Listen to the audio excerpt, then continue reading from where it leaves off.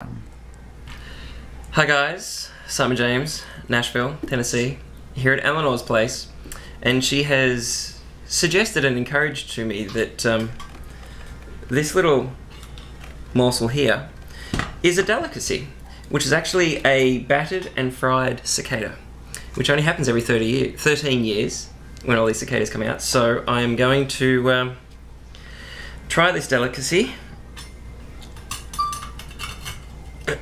Ooh, it's liquid inside. To your health. And to mine. Somebody dial 911 now. Is it hot?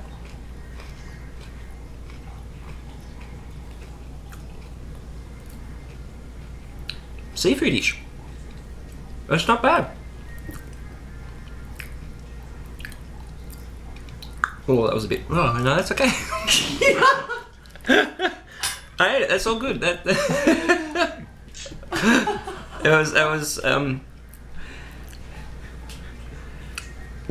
won't get stuck between your teeth.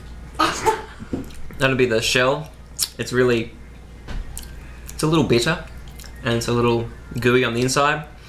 But I just ate a cicada, so yeah. Here we go. Tequila shot. Cheers to me. Thank you, Eleanor. Cheers.